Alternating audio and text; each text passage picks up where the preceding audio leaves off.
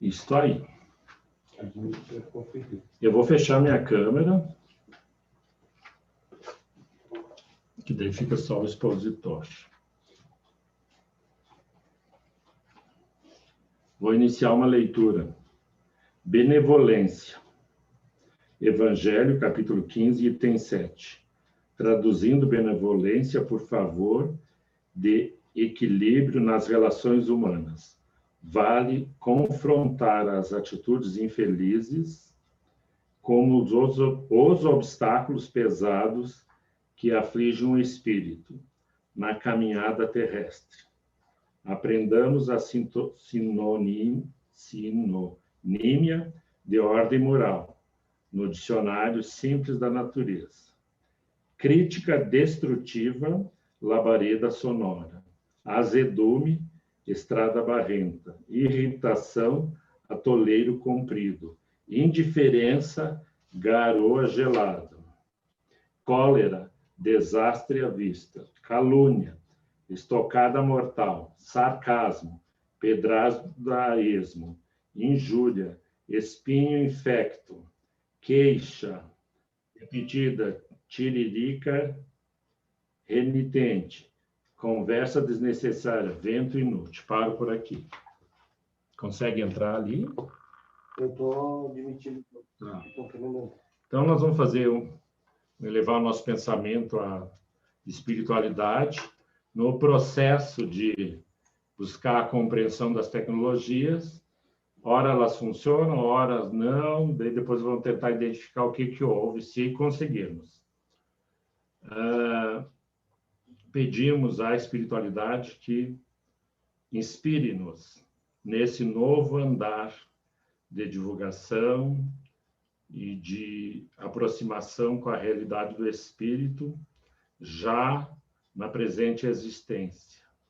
Sê em nós, Senhor, o portador de boas novas, renovando-nos as oportunidades da sua excelsa misericórdia que atinge a todos os seres neste planeta. Em nome da tua pessoa amorosa, benfazeja de nossas realidades, pedimos permissão aos amigos de próximo, os espíritos que atuam na Casa da Redenção, para abrirmos as tarefas dessa noite. Nosso convidado, irmão Silva, tenha todas as bênçãos e possa trazer as suas considerações acerca do tema, que está sendo gravado, depois a gente disponibiliza no YouTube. Bom trabalho, Silva. Muita paz. Primeiramente, boa noite a todos os internautas e os amigos do Centro Espírita, a Casa da Redenção. Rogamos a Jesus e os bons amigos que nos abençoe neste nosso momento de reflexão. Indo ao Evangelho segundo o Espiritismo, no capítulo 18, encontramos a parábola do festim das bodas. Então, nos diz o seguinte: falando ainda por parábolas, disse-lhes Jesus: o reino dos céus se assemelha a um rei que, querendo festejar o casamento de seu filho, enviou servos a chamar para as bodas os que tinham sido convidados. Estes, porém, recusaram ir. O rei enviou outros servos, com ordem de dizer da sua parte aos convidados: preparei o meu jantar, mandei matar os meus bois e todos os cevados. Tudo está pronto, vinde às bodas. Eles, porém, sem darem importância a isso, lá se foram, uns para sua casa de campo, outros para o seu negócio. Outros pegaram os servos e os mataram, depois de lhes haverem feito muitos ultrajes. Sabendo disso, o rei se tomou de cólera e, mandando contra eles seus exércitos, exterminou os assassinos e lhes queimou a cidade. Então, disse a seus servos: o festim de bodas está inteiramente preparado, mas não eram dignos os que para ela foram chamados. E depois as encruzilhadas e chamai para as bodas todos quantos encontrardes. Os servos então saíram pelas ruas e trouxeram todos os que iam encontrando, bons e maus. A sala das bodas se encheu de pessoas que se puseram à mesa. O rei entrou em seguida para ver os que estavam à mesa e, percebendo um homem que não vestia a túnica nupcial, disse-lhe: meu amigo, como entraste aqui sem a túnica nupcial? O homem guardou silêncio. Então disse-lhe o rei à sua gente: atai-lhe as mãos e os pés e lançai-o nas trevas exteriores. Aí haverá prantos e ranger de dentes, porque muitos são os chamados e poucos são os escolhidos. Mateus, capítulo 1, versículos de 1 a 14. Então, nesta parábola, Jesus compara o reino dos céus, em que tudo é alegria e felicidade, a uma festa de casamentos.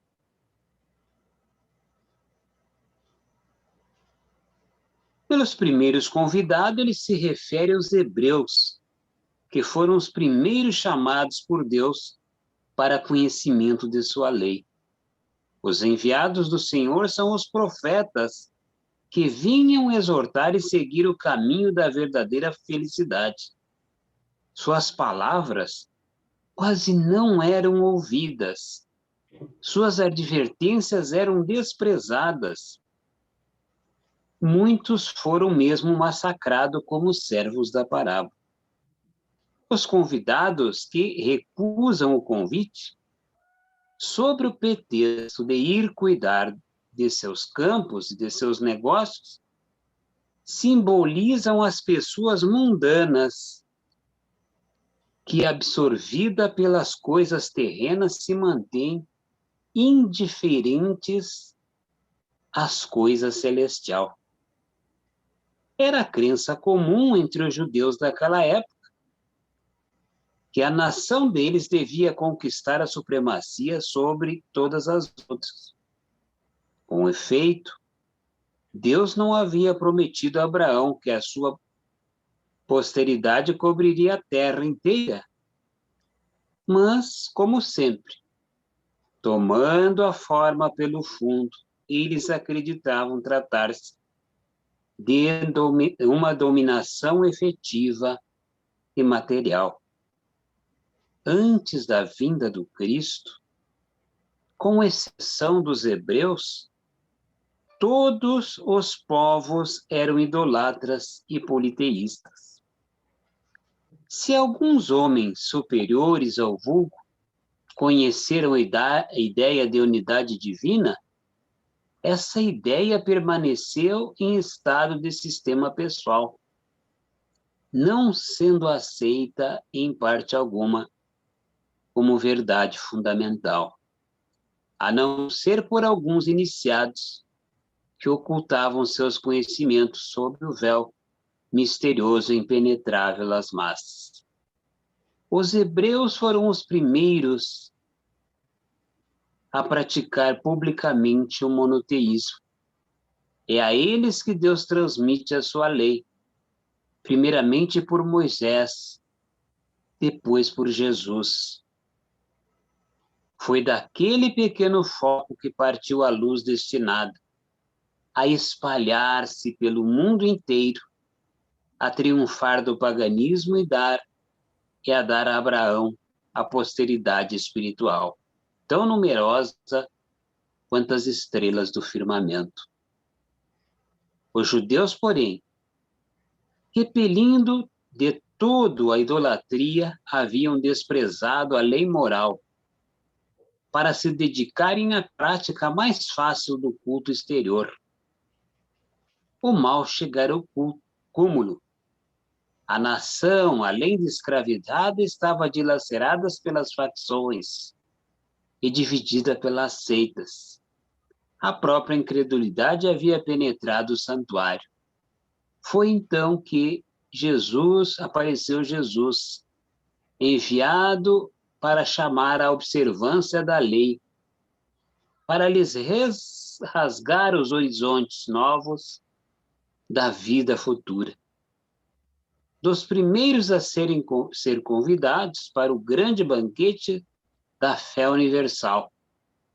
Eles repeliram a palavra do Messias celeste e o mataram. Perderam, assim, o fruto que teriam colhido da iniciativa que lhes coubera. Entretanto, seria injusto acusar o povo inteiro por tal estado de coisas.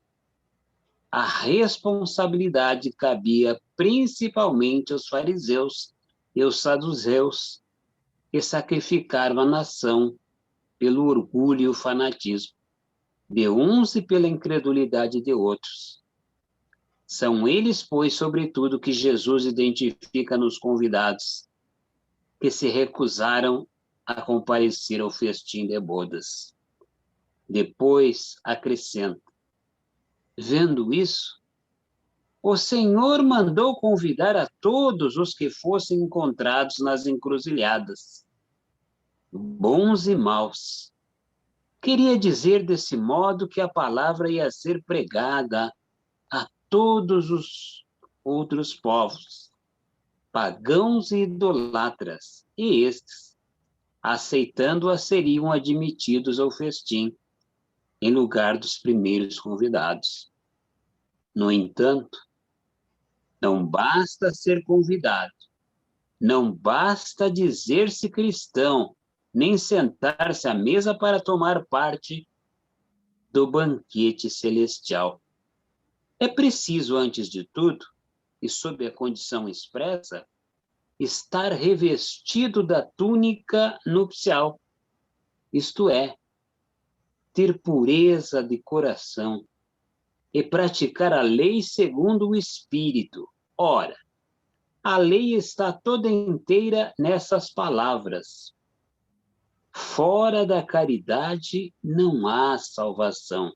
Contudo, entre os que ouvem a palavra divina, quão poucos são os que guardam e aplicam proveitosamente. Quão poucos se tornam dignos de entrar no reino dos céus. É por isso que Jesus falou: muitos serão chamados, poucos, no entanto, serão escolhidos. Então, para que possamos compreender essa lição do Evangelho e essa chamada a todos nós que participamos da terceira revelação do Consolador prometido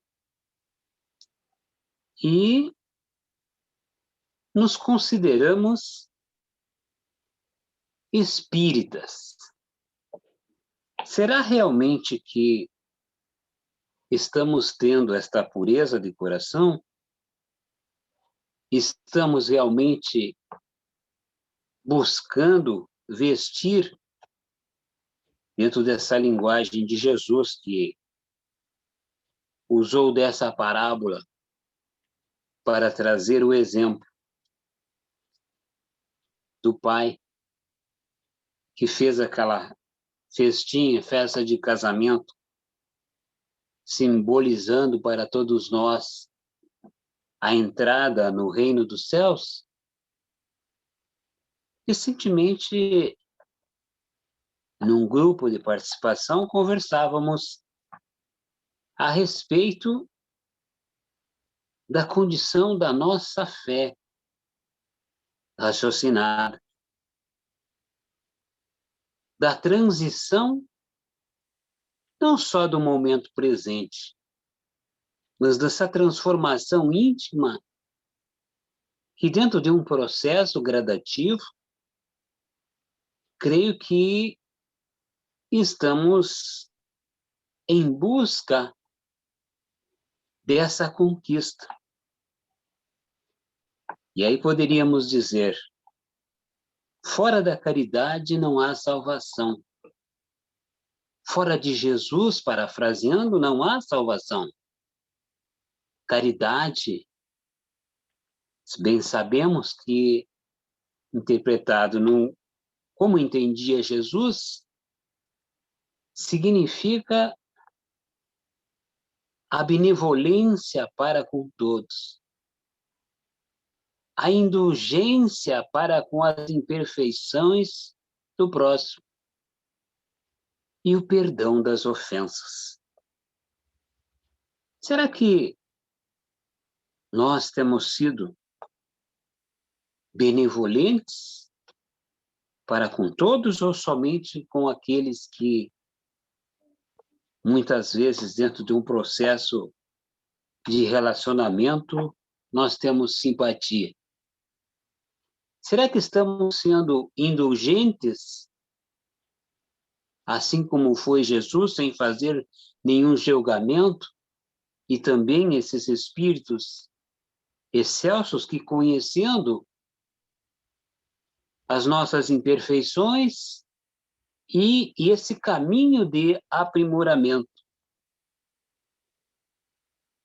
Até porque essa semente divina, ela está no nosso coração, e no qual devemos fazer essa conquista. Devemos fazer essa busca não só apenas do ponto de vista do conhecimento, desses ensinamentos que o mundo maior, que a terceira revelação, nos traz à luz da razão, à luz do entendimento, mas que dentro da disponibilidade e de reaproximação das leis naturais, compreendendo-as, certamente possamos iluminar a nossa consciência e chegar a uma conclusão evidente de que caminhamos dentro de um processo de evolução para a frente e para o alto. E aí poderíamos dizer, os espíritas, fundamentalmente, que o Evangelho é a proposta de um roteiro, de uma carta, uma carteira de habilitação, para que possamos nos conduzir, não só nesse momento da existência material. E aí, como palavras do codificador, se reconhece o verdadeiro espírita pelo esforço que faz para domar as suas más inclinações. E aí acredito que devamos estar em alerta, sendo pertinentes, perseverantes, para que realmente Jesus faça luz no nosso coração e permaneça, sejamos páginas vivas do seu Evangelho. E se usarmos da honestidade emocional, reconhecendo primeiramente a sombra que ainda carregamos em nós, fruto das nossas imperfeições, e a busca da iluminação que fazemos pelo aprimoramento, através do conhecimento, do entendimento, e, em primeiro momento, nos aceitando, nos amando, que é todo um processo de autoamor, de autoconhecimento, autoeducação, que devemos fazer. E, ao mesmo tempo, buscando esse processo de honestidade emocional nas nossas relações e nas nossas tarefas, sendo sincero e falando até dos limites que temos ainda. Temos esse processo aí da pandemia como um desafio, existem restrições do ponto de vista das áreas de saúde, tem alguns critérios que nos permitem, e este é um mecanismo que, nesse momento, estamos usando em decorrência da protetividade, mas, ao mesmo tempo, também há uma legislação que, em determinados momentos, com todo o cuidado necessário, podemos fazer as reuniões e a participação e a própria necessidade que sentimos a nós próprios. É como dizem muitos espíritos benfeitores, né, que ainda somos bastante necessitados e precisamos da participação, da prática efetiva. Reconhecemos que todos nós temos o nosso livre-arbítrio, mas será que realmente essa fé raciocinada, esse sentimento de Jesus já tomou conta do nosso coração,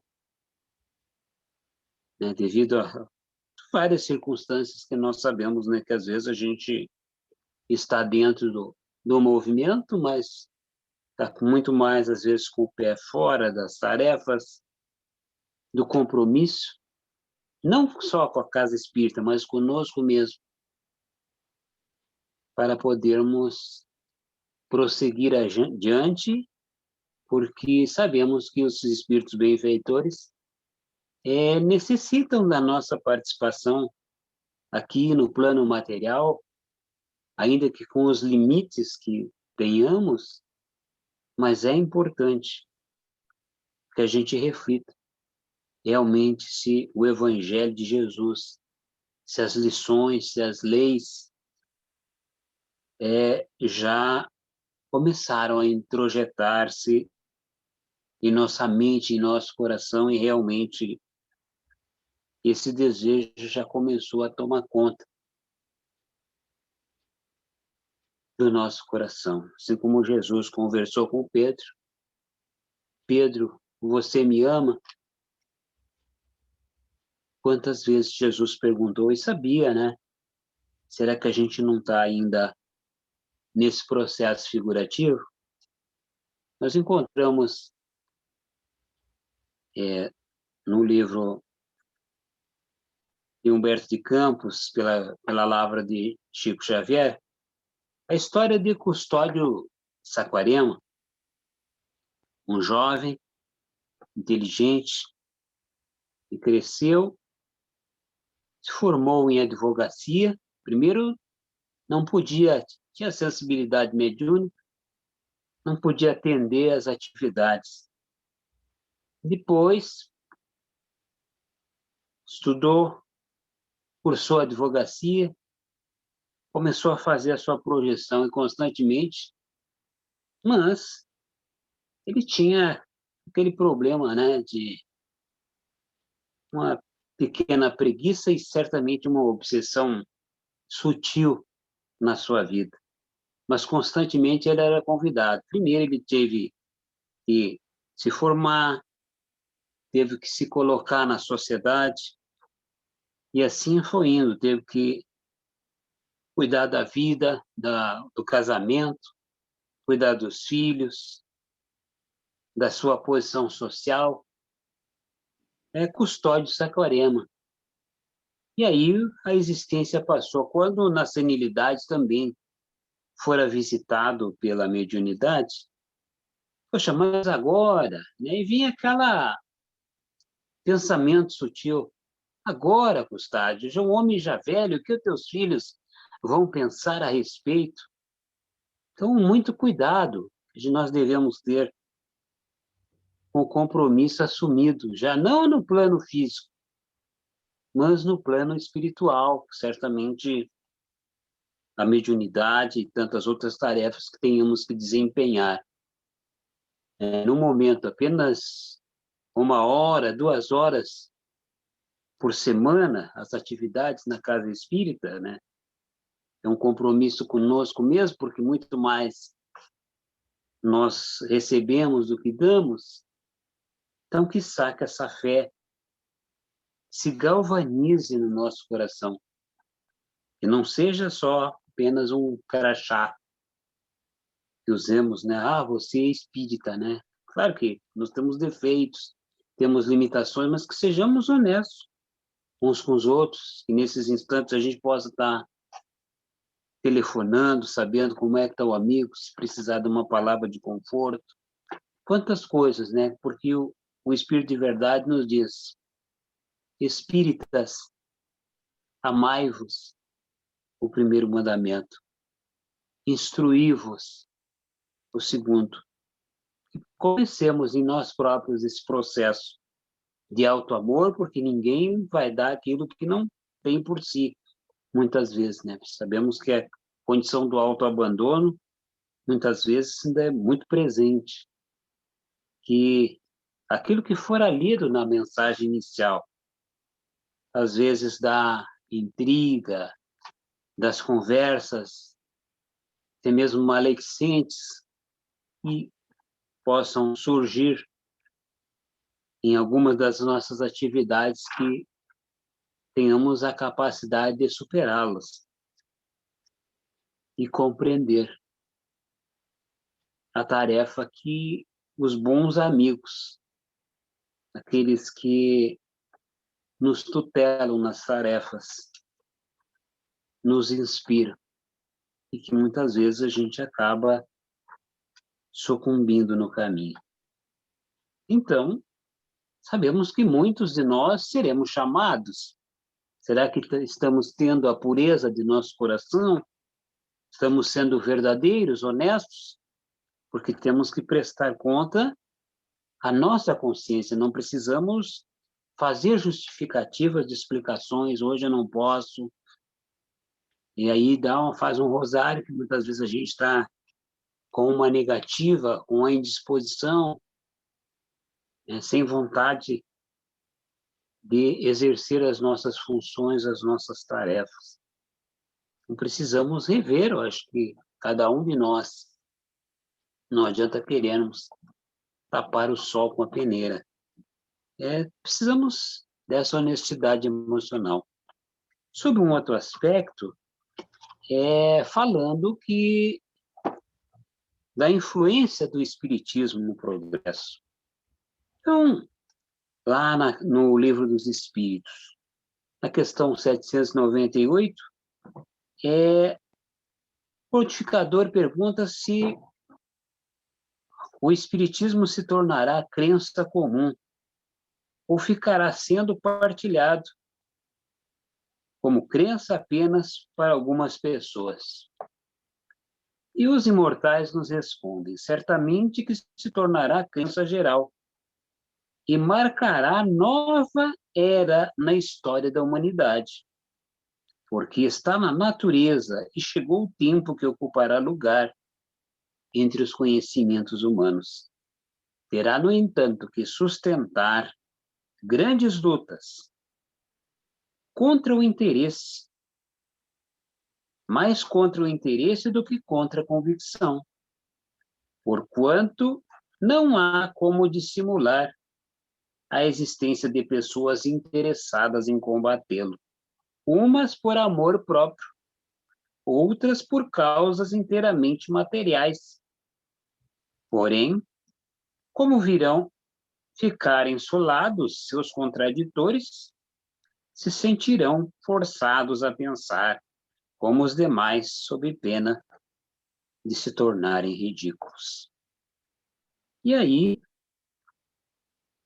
de que maneira o Espiritismo contribuirá para o progresso? Destruindo o materialismo, que é uma das chagas da sociedade. Ele faz com que os homens compreendam onde se encontram os seus verdadeiros interesses, deixando a vida futura de estar velada pela dúvida, o homem perceberá melhor que por meio do presente lhe dado se preparar o seu futuro, abolindo os prejuízos de seitas, castas e cores, ensina aos homens grande solidariedade que há de os unir como irmãos. Então, aqui a gente pode ver, na resposta dos imortais, essa preparação de retorno para a nossa verdadeira pátria, que é o mundo dos espíritos. E desde já, temos que fazer a nossa parte, não só no aprimoramento, como na transformação do nosso mundo íntimo, um desejo sincero de nossa elevação. Aquilo que figuradamente fora falado, daquele homem que não vestia túnica nupcial. Quer dizer, essas verdades não faziam parte do coração, só apenas do ponto de vista teórico. Não havia um exercício. E aqui, por que não ensinaram os espíritos em todos os tempos o que ensinam hoje? Não ensinais às crianças o que ensinais aos adultos, e não dais aos recém-nascidos um alimento que ele não possa digerir. Cada coisa tem seu tempo. Eles ensinam muitas coisas que os homens não compreenderam ou adulteraram, mas que podem compreender agora. Com seus ensinos, embora incompletos, preparam o terreno para receber a semente que vai frutificar. Então, que a gente tenha essa sensibilidade, a compreensão, a convicção clara e que estamos no caminho certo, que sejamos homens de bem, que busquemos essa transformação interior. Então, os espíritos benfeitores certamente estão buscando que a gente consiga fazer essa conexão. Agora, isso não é como se plugue uma flecha na tomada apenas. É um exercício perseverante, no desejo sincero, na transformação e na iluminação da nossa consciência, melhora dos nossos sentimentos, até porque não existe sentimentos negativos, tudo é um indicativo para que reformulemos os nossos comportamentos, as nossas atitudes, enfim, e que possamos ter essa confiança no Criador, no governador do nosso planeta, o Divino Mestre Jesus, e possamos estar prestativos hoje e sempre, e acompanhando com uma convicção clara desses ensinamentos que certamente nos auxiliarão na iluminação da nossa consciência e trazendo luz a todos aqueles que possam aportar em nossas casas espíritas, nessa escola do espírito. Enfim, fica para nós na noite de hoje esta reflexão. Embora possa transparecer que não tem um grande significado, mas que a cada coração possa nesse instante, essas palavras estar caindo num terreno fértil e, quiçá, que os bons amigos espirituais e que Jesus, cada vez mais, se aproxime de nós e que sejamos fiéis à sua mensagem e à sua proposta. Como se diz, fora da caridade não há salvação. Fora de Jesus também não há salvação. Eu sou o caminho, a verdade e a vida. Ninguém vai ao Pai senão por mim. E o mestre recomenda, olha, quem não está comigo, está contra mim. Então, nós não temos um outro caminho. A gente tem que iluminar as nossas consciências e seguir à frente, para o alto, caminhando para a luz, caminhando para a nossa felicidade. Um grande abraço a todos e um beijo no coração. Nosso muito obrigado pela participação na noite de hoje. Que assim seja, Senhor. Pode fazer a prece, Silva, para nós fechar? Então, que, nesse momento, todos nós aqui presentes, possamos elevar o nosso pensamento aos mentores da Casa de Redenção, aos nossos anjos guardiões e todos aqueles que estiverem sintonizados, e que desse nosso melhor sentimento, melhor pensamento, essas energias geradas possam chegar a todos os corações daqueles que, por uma razão ou outras, estejam ligados às nossas telas mentais. Muito obrigado, Senhor Jesus, pela oportunidade que nos destes, hoje e sempre. Cada vez mais possamos ser fiéis à tua mensagem, nos falando sobre a vida futura, sobre a perspectiva da nossa felicidade, da nossa verdadeira pátria, do nosso verdadeiro reino, que certamente haveremos de encontrar no nosso coração saudável, amorável. Que assim seja, Senhor.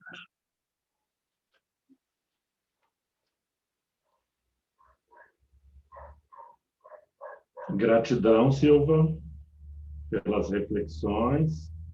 Tu viu que a gente se esforça, mas ainda temos algumas dificuldades, mas já estão tomando providências para sanar isso. Melhorias de equipamentos e talvez do principal equipamento, né? O que opera o sistema. Mas já estamos numa discussão agora na reunião de trabalho para organizar o nosso entendimento, ver, porque este é o meio de divulgação, né? E pelo que eu vi, deu um conflito de um link. Como eu não vou conseguir ver hoje, mas daí depois eu vou ver, porque daí a gente vai aprendendo, né? Mas daí também já vai ficar melhor, porque daí assim, que eu acredito que uma semana, daí a gente já vai ao vivo Facebook, YouTube e mais algumas coisas. É isso aí. E que a gente possa estar unido em pensamento. Já estou pensando para acertar, né, Silva? É esse o objetivo. Isso aí.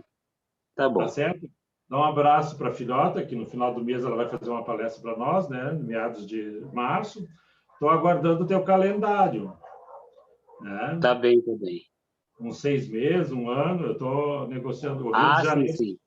Já aqueceu, eles vão estar toda a última quinta do mês na Casa da Redenção. O pessoal do Leão Denis do Rio de Janeiro. Daí tu vai vendo, dá um beijão na Raíssa e no resto da turma aí, tá certo? Tá bom, um grande abraço. Um abraço. A todos que participaram. Tá ótimo, então.